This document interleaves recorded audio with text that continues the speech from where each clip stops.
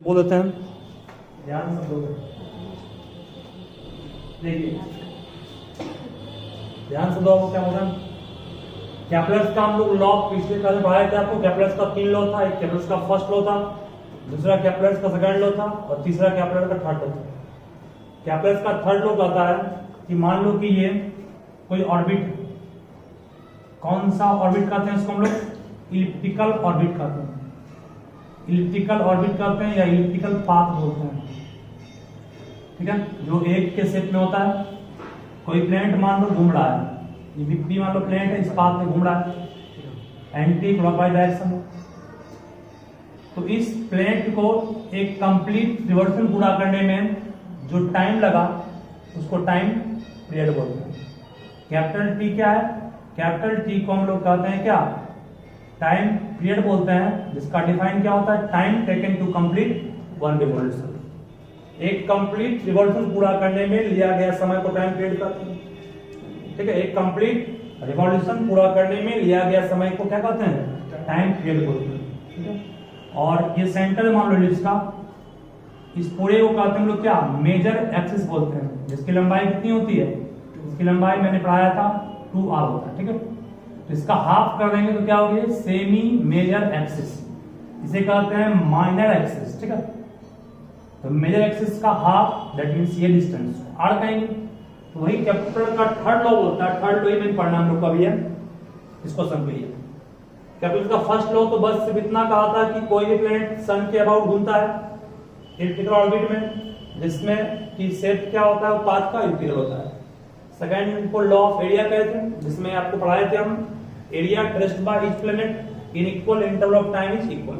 और तीसरा होता है आपका थर्ड लॉ है, जिसमें आपका लिखा गया square of time period. Square of time period is directly proportional to cube of the semi major axis. वही है, square of time period is equal to cube of semi major axis. यहाँ पर r जो है इसी length को बोलते हैं जो कि सेमी मेजर एक्सिस के रूप में काम करता है, ठीक है। और कैपिटल टी क्या है, टाइम पीरियड। टाइम पीरियड का मतलब क्या होगा, एक कंप्लीट रिवॉल्यूशन पूरा करने में लिया गया समय को टाइम पीरियड बोलते हैं। एक कंप्लीट रिवॉल्यूशन पूरा करने में लिया गया समय को टाइम पीरियड कहते हैं। तो इस क्वेश्चन का हम लोग अब सॉल्यूशन क्या होगा इस पर गौर करेंगे। मिटा रहे हैं, इसकी जरूरत अभी नहीं है, फर्स्ट थर्ड लॉ का यूज करेंगे। कैसे, अब इस पर गौर करेंगे। क्वेश्चन में कहा गया है कैलकुलेट करना है the period of revolution of Neptune. Neptune एक प्लेनेट है, इस प्लेनेट का पीरियड ऑफ रिवॉल्यूशन निकालना है। मतलब क्या निकालना है, पीरियड ऑफ रिवॉल्यूशन को कहते हैं कैपिटल टी। किस कनेक्शन का, अगर दिया गया है कि वो घूम रहा है किसके चारों तरफ, सन के चारों तरफ से घूमता प्लेनेट, सन के चारों तरफ ये प्लेनेट घूम रहे हैं, दिया गया है। गिवन दैट, यह भी दिया गया है कि डायमीटर ऑफ ऑर्बिट्स, इसके ऑर्बिट का डायमीटर क्या है, नेपच्यून के ऑर्बिट का डायमीटर 30 गुना बड़ा है किससे, अर्थ के ऑर्बिट से। मतलब diameter of Neptune is 30 times diameter of earth, सही है। डी फॉर डायमीटर हो गया। हम सब जानते हैं डायमीटर का हाफ क्या होता है, radius. That means diameter of Neptune को 2 इंटू रेडियस ऑफ नेपच्यून कहेंगे, और डायमीटर ऑफ अर्थ को 2 इंटू रेडियस ऑफ अर्थ कहेंगे। यहां से 2 और 2 कट गया, तो radius of Neptune is 30 times radius of अर्थ। बोल सकते हो या नहीं, बिल्कुल नहीं कर सकते हो। Radius of Neptune is 30 times the radius of अर्थ। तो यहां से इसको हम कर सकते हैं। अब आइए क्वेश्चन, ठीक है, यहां निकाल छोड़ देगा, यूज करेंगे। अब आइए, सिंस टाइम का स्क्वायर डायरेक्टली किसके होता है, r क्यूब के, टाइम पीरियड ऑफ नेपच्यून को लिख सकते हो, टाइम पीरियड ऑफ नेपच्यून का स्क्वायर को लिख सकते हो k into radius of Neptune का क्यूब, सही है। टाइम पीरियड ऑफ नेपच्यून का स्क्वायर को लिख सकते हो क्या, k into radius of Neptune का क्यूब, ठीक है। टाइम पीरियड ऑफ नेपच्यून निकालना है ना, इसको इक्वेशन 1 मान लेंगे। उसके बाद टाइम पीरियड ऑफ अर्थ का square equal to k into radius of earth का स्क्वायर, अर्थ का क्यूब बोलेंगे ना, इसको इक्वेशन 2 मान लेंगे। अब डिवाइड करेंगे किसको किसमें, डिवाइडिंग करना है इक्वेशन 1 में किससे, 2 से। डिवाइड करेंगे तो k और k कट जाएगा, तो k कट जाएगा तो क्या बचेगा आपके पास, टाइम पीरियड ऑफ नेपच्यून का square by time period of earth का स्क्वायर। k कट गया ना, तो radius of Neptune by radius of earth का होल क्यूब नहीं कर सकते उसको, डिवाइड करो k कटेगा, Rn का क्यूब बाय Re का क्यूब, तो Rn बाय Re का क्यूब करोगे, ठीक है। और Rn बाय Re का मान ऊपर से क्या आएगा, Rn बाय Re का मान ऊपर से क्या आएगा, Rn बाय Re का मान 30 आएगा, मतलब इसको 30 बाय कितना 1 का और क्यूब कहेंगे, ठीक है। यहाँ तक कोई कष्ट को नहीं है, बिल्कुल नहीं होना चाहिए। फिर उसके बाद फिर थोड़ा सा प्रकाश डालिए इसमें, Tn का स्क्वायर, अर्थ का टाइम पीरियड सब जानते हो, अर्थ सन के चारों तरफ एक रिवॉल्यूशन कितने दिनों में लगाता है, 365 दिन, जिसको हम लोग क्या करते हैं, जिसको हम लोग एक साल भी नहीं कहते हैं, जिसको एक साल भी, मतलब कि टाइम पीरियड ऑफ अर्थ हम सब जानते हैं 1 ईयर क्या होता है, 1 ईयर का स्क्वायर, सही है। वाई आर मीन्स ईयर हो गया, 30 का क्यूब कितना हुआ, 3 का क्यूब 27 पर कितना जीरो, 3 जीरो बाई कितना 1, सॉल्व कर लेंगे इसको, तो टाइम पीरियड ऑफ नेपच्यून का स्क्वायर कितना हो गया, 2700 गुना एक साल में 365 दिन, इसको 1 ईयर का स्क्वायर नहीं कहेंगे, 1 का स्क्वायर 1 ईयर का स्क्वायर ईयर स्क्वायर होगा, तो बोलो टाइम पीरियड ऑफ नेपच्यून कितना आ गया, स्क्वायर रूट ऑफ 27 पर 3 जीरो ईयर का स्क्वायर, और 27 पर 3 जीरो का स्क्वायर रूट निकालोगे कितना आएगा, 27 पर 3 जीरो में 27,000 का स्क्वायर रूट मोबाइल से निकाल लोगे, निकाल के चेक करोगे तो आएगा 164.32, कितना आएगा 164.32 ईयर। दिस इज, और ईयर का स्क्वायर रूट क्या ये होगा ना, ईयर के स्क्वायर का रूट ये हो गया, निकल गया आपका टाइम पीरियड ऑफ नेपच्यून जो कि 164.32 ईयर है। मतलब नेपच्यून सन के चारों तरफ घूमने में इतना ईयर लगेगा उसको, 164 साल, ठीक है, जितना में दूर जन्म आप हो जाइएगा लगभग ना, अगर सही से चलेंगे तो, और मैं तो 60 का एवरेज तो 3 जन घूमिए रहा, ठीक है नहीं इतना, क्योंकि नेपच्यून बहुत दूर है ना, जब नेपच्यून दूर है तो उसका और बड़ा आउट होगा, बड़ा आउट डेटा मिलेगा, और नोट कर लीजिए जैसे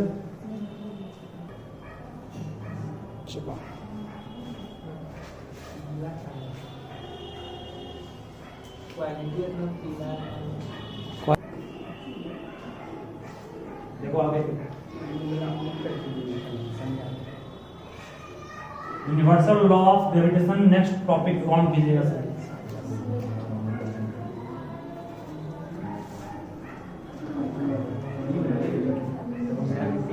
या न्यूटन्स लॉ ऑफ मोशन भी कहते हैं इसको, तुम लोग काट क्यों रहते हैं, दोनों चीज से नहीं है,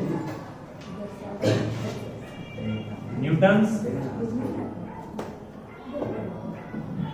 लॉ ऑफ ग्रेविटेशन भी कर सकते हो इसको, या यूनिवर्सल लॉ ऑफ ग्रेविटेशन भी कर, बात में समझ रहोगे।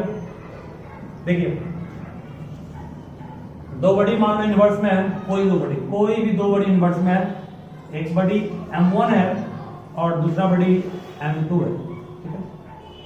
दोनों बड़ी के सेंटर के बीच का डिस्टेंस सपोज करो r, ठीक है, दोनों बड़ी के सेंटर के बीच का डिस्टेंस r है। तो यूनिवर्स में कोई भी दो बड़ी हो, लेट मान लेंगे m1 and m2 are any two bodies in the universe. ब्रह्मांड में मान लो कोई भी दो बड़ी है m1 और m2 मास है, वो कितना डिस्टेंस रखा हुआ है, placed at A distance r, r distance पर सपोज करो 2 बट लिखा हुआ है, दोनों बड़ी कितने डिस्टेंस लिखा हुआ है, r डिस्टेंस पर सपोज करो कि दोनों बड़ी लिखा हुआ है, ठीक है ना। ध्यान में क्या हो रहा है, तो दोनों के बीच जो फोर्स होगा वो आपका फर्स्ट लॉ कहता है, दोनों के बीच का फोर्स जो होगा वो डायरेक्टली किसके हो, दोनों के मास के प्रोडक्ट पड़े हो ना। ये फर्स्ट लॉ ऑफ न्यूटन है ग्रेविटेशन का। सेकंड लॉ कहता है कि फोर्स इनवर्सली किसके होगा, square of distance, square of distance between them. अगर दोनों को हम मर्ज करेंगे, कंबाइन करेंगे, तो कंबाइनिंग 1 एंड 2, 1 और 2 दोनों को कंबाइन करेंगे तो F यहाँ रह गया, डायरेक्टली प्रोपोर्शनल रह गया, क्या हो गया ये m1 into m2 by r का स्क्वायर। बोलो इस सिंबल को जब हटाएंगे तो क्या एक कांस्टेंट लाएंगे, एक कांस्टेंट को लाएंगे, कांस्टेंट को क्या कहते हैं हम लोग, g कहते हैं, जिसको ग्रेविटेशनल कांस्टेंट कहा गया है। व्हाट इज ये, तो कहेंगे where capital G is called gravitational constant या यूनिवर्सल कांस्टेंट, इसको ग्रेविटेशनल कांस्टेंट बोलते हैं, या एक और नाम इसी का है वो है यूनिवर्सल कांस्टेंट, जिस g का मान आप लोग पढ़े होंगे, g का मान भी याद होगा 6.67 इंटू 10⁻⁻11 न्यूटन मीटर स्क्वायर पर KG square. This is the value of g। और g को डिफाइन करना होगा, व्हाट इज कैपिटल G, तो आप कैपिटल G डिफाइन भी कर सकते हैं। कैसे, सपोज करो कि हमने दो बड़ी जो लिया उसका मास इक्वल टू 1 kg है, दोनों बड़ी का मास 1 kg लिया है, और दोनों बड़ी के बीच का डिस्टेंस भी सपोज करो मैं कितना लिया हूँ, 1 मीटर लिया हूँ। दो बड़ी का डिस्टेंस, दो बड़ी के बीच का डिस्टेंस भी मान लो 1 मीटर है, दोनों बड़ी का मास भी क्या है 1 kg है। तो बोलो फोर्स का फॉर्मूला क्या होगा, G into m1 means 1, m2 means 1, distance means 1। Solve करेंगे F का मान कितना आएगा, G आएगा। मतलब कर सकते हैं हम कि ग्रेविटेशनल फोर्स इज, या कैपिटल G का डिफाइन क्या बोलोगे, capital G is the amount of force, capital G is the amount of force acting between two bodies of unit mass placed at unit distance, ठीक है। दो body के बीच जो force लगेगा वो कैपिटल G के बराबर तब होगा जब दोनों बॉडी का मास क्या लेंगे 1 kg, तब ना 1 इंटू 1 होगा, और 1 का स्क्वायर भी 1 होगा। दो बॉडी का मास 1 kg लेंगे, दोनों के बीच का डिस्टेंस भी कितना लेंगे 1 मीटर लेंगे, तब दो बॉडी के बीच जो फोर्स काम करेगा वही फोर्स किसके इक्वल होगा, G के इक्वल होगा, ठीक है। This capital G is the amount of force acting between two bodies of unit mass placed at a distance of 1 meter, या unit distance, ठीक है। सब लिखिए इसको फर्स्ट में, बाद में कहोगे तो छूट गया। ट्वेल्थ में कितना इंपोर्टेंट इसका यूज है, पूरा इंटीग्रेशन में मिलेगा आपको, डिफरेंस में मिलेगा इसका यूज, तो छोड़ रहे हो, ध्यान दोगे। कैपिटल G का define, weight is defined as, weight is the amount of, it is the amount of force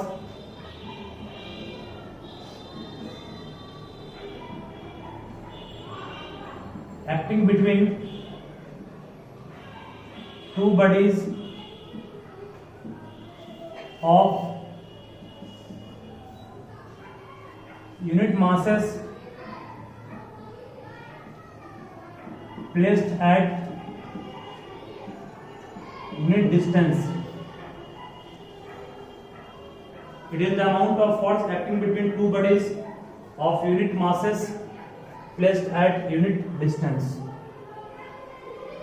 ठीक है, ये कैपिटल G का वैल्यू हो गया, कैपिटल G का डिफाइन भी हो गया। कैपिटल G को यूनिवर्सल कांस्टेंट क्यों कहते हैं, क्योंकि ये दुनिया के हर कोने में कैपिटल G का मान सेम होता है। कैपिटल G को क्या बोला मैंने, यूनिवर्सल कांस्टेंट क्यों बोलते हैं इसको, क्योंकि दुनिया के हर कोने में इसका मान क्या होता है, सेम होता है। चांद पर, हर जगह, चांद पर, या तुम जहन्नुम में जाओगे जब वहां पड़ के, ठीक है। इट वैल्यू इज कांस्टेंट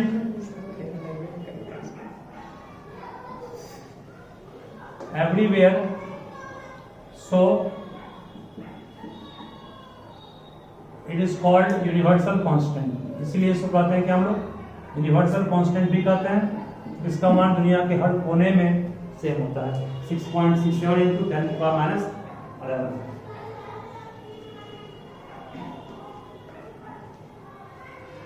चलो इसका एक सिंपल सा एग्जांपल दे रहा हूं, इसको ध्यान देना। सर वैक्यूम में हो हर जगह कदा कहीं रहे, वैक्यूम रहे चाहे मस्टर वायर में रहे।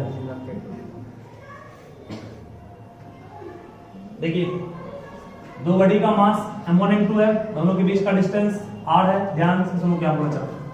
अगर कोई आपसे पूछे कि सर ये पेन और इस बोर्ड के बीच क्या ये फोर्स काम करेगा? करेगा, काम करेगा। तुम्हें कहीं लगता है कि पेन खींच रहा है, ऐसा फिर तो नहीं होता। क्यों नहीं होता? फिर चूंकि फॉर्मूला आप लोग पढ़े हो, F equal to G into m1 into m2 by, आप पढ़े हो ना। जी का मान क्या पढ़ो? 6.67 इंटू 10⁻11। -11 नीचे आएगा तो कितना बनेगा? 10⁻11 बनेगा। 10⁻11 बनेगा नीचे में। 10⁻11 का मतलब 1/11 जीरो नहीं, 1/11 जीरो से भाग दोगे f का मान बहुत कम मिलेगा ना, नहीं मिलेगा, बहुत कम। इसका मतलब g का मान बहुत कम है, बहुत कम है मान ना। g का मान -11 है, नीचे आएगा +11 आएगा, मींस इतना से 10⁻11 बढ़ा दोगे बहुत कम मिलेगा। बहुत कम मिलेगा तो f का मान बहुत कम होगा। ये फोर्स लगता है, फिर भी दोनों बॉडी का मास बहुत कम है और g का मान बहुत कम होता है, इस कारण से उस फोर्स को महसूस नहीं करते। वही अगर दो बॉडी का मास बहुत ज्यादा रहेगा तो ये मास इसको मैनेज कर देगा, मतलब कि मास बहुत बड़ा रहेगा तो इसको मैनेज करके f का मान बढ़ा देगा। इसका मतलब ये हुआ सन और मून या सन और प्लेनेट के बीच ये फोर्स इफेक्टिव होता है, जिसको महसूस सन करता है, अर्थ करता है। क्यों? क्योंकि वहां मास बहुत बड़ा है, मास बहुत ज्यादा है, लेकिन नॉर्मल किसी बॉडी के लिए मास बहुत कम होता है, इस कारण से उस फोर्स को महसूस नहीं किया। ठीक है, इस मरकर दो डब्बा इसके बीच फोर्स काम कर रहा है, फिर भी ये इसको महसूस क्यों नहीं कर रहा है? क्योंकि इसका मास बहुत कम है, मास बहुत बड़ा। सन मून ले लोगे, मून अर्थ लोगे, उसके बीच ये फोर्स काम करेगा, जिस कारण से मून घूम रहा है सन के अर्थ के चारों तरफ, जिस कारण से अर्थ घूम रहा है सन के चारों तरफ, क्योंकि वहां फोर्स बहुत ज्यादा है। ठीक है, यही कारण है कि आपका कैपिटल g का मान बहुत कम होता है, जिस कारण से f का मान बहुत कम हुआ। f का मान बहुत कम हुआ तो फोर्स को हम लोग महसूस नहीं करते। ठीक है, याद है क्या? नहीं